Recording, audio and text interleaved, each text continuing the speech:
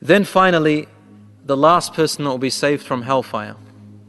And here is the hadith. The last person that will be saved from hellfire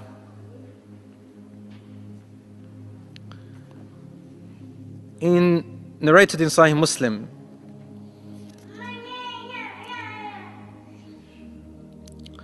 It says that he will be saved from hellfire and he will be placed in a place somewhere between heaven and hell.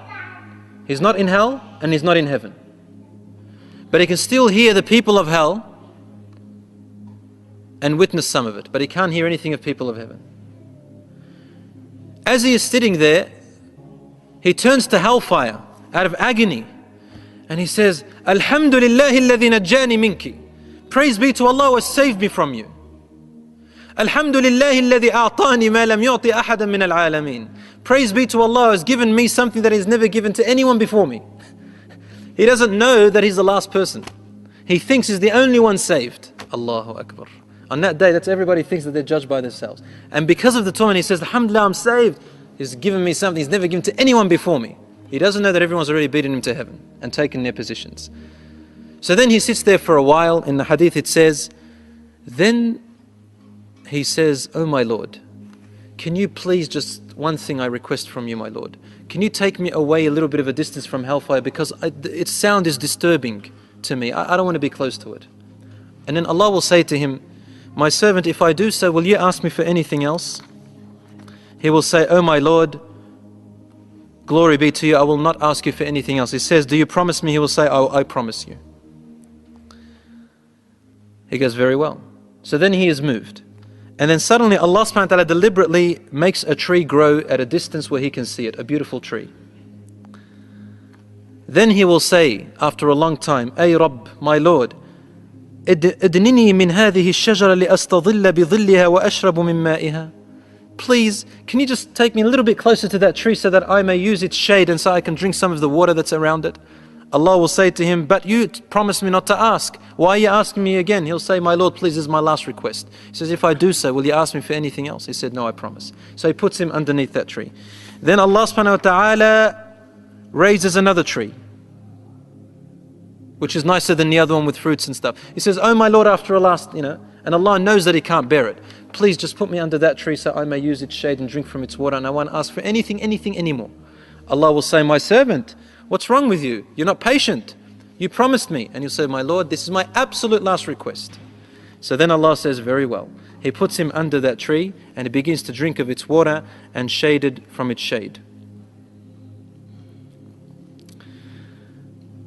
And then Allah builds, and then he brings up another tree, which is even nicer than the former one, even better.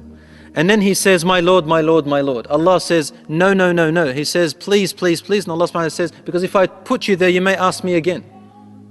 So he says, U'ahiduk, I promise you I will not ask for anything. So he puts him beneath that tree. Now he is close to the door of Jannah. And he hears sounds he's never heard before. He goes, what? People in there? What is this? And Allah knows he cannot bear the patience. So after a long time, he says, my Lord, can you please just let me inside that door? I won't ask for anything from there. I just want to see what's there. Curiosity. Allah knows that the servant can't handle it. So then he says, Abdi, you promised never to ask for anything? He says, I promise. He says, all right, I'll put you through that door. So then he puts him. Now where is he? He's inside the lowest part of Jannah. The first entrance. And then suddenly he gets despaired. He's sad. Now Allah subhanahu wa ta'ala begins the conversations with him. He says to him, Abdi, my servant, what is wrong? And he will say, my Lord, I realize that I'm the last person and that everybody has taken their position already. There's nothing left for me. So then Allah subhanahu wa ta'ala says to him, Abdi, أيرضيك أن أعطيك الدنيا ومثلها معها. Would you be happy if I gave you the whole world and double its amount? One like it, like whatever the world's size, and another world the size of it, all for you from this paradise. Imagine the size of the world. I gave you 2 earths just for you, from the earth, from the land of paradise. Would you be happy? And then the man replies, Ay Rabb, atastahzi'u bi wa anta Rabbul Alameen. Says, my Lord, now you're just teasing me and you are the Lord of all creation. So he thinks Allah is teasing him now. He says, you want as much as the world? And he says, are you teasing me? And everybody has entered where they've entered and there's nothing left to me. Now you're telling me I'll give you the size of double the earth? And you are the Lord of all mankind, my Lord. I don't mean to be rude. In the hadith it says that Allah subhanahu wa ta'ala yadhak, fadahik. Allah subhanahu wa ta'ala, He laughs. Now we don't understand. We can't explain how He laughs. But we know what laughter is, meaning that it's a positive gesture. Allah subhanahu wa ta'ala laughs in a manner that befits Him. لَيْسَ كَمِثْلِهِ شَيْءٌ وَهُوَ السَّمِيعُ الْبَصِيرُ. There is nothing that can be described upon Him or compared to Him, and He hears and sees all things. Allah subhanahu wa ta'ala is happy to His response. Ibn Mas'ud radiallahu anhu, who narrates this hadith, he says, I laughed. And the people asked me, why do you laugh? I said, I'm laughing because the Messenger of Allah laughed when he told us this hadith. And I asked him, why do you laugh, O Messenger of God? And he says, I'm laughing to the laughter of my Lord. That when he said to his servant, I offer you the size of the earth, double the amount of paradise? He said, my Lord, are you mocking me? And Allah laughed to him. In another hadith he says, you will have as much as the earth, and as much as the earth, and as much as the earth, and as much as the earth, and repeated it 7 times. This is for the most lowest part, this is the poorest person in heaven.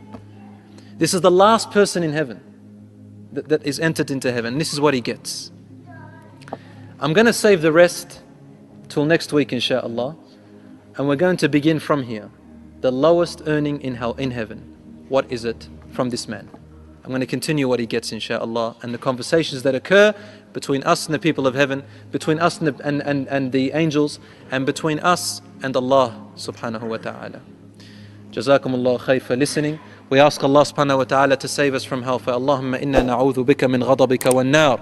Allahumma inna na'udhu bika min an-nar. Allahumma najjina min an-nar. Allahumma ba'ad baynana wa bayna an-nar. Allahumma wa ba'ad baynana wa bayna ma'asina.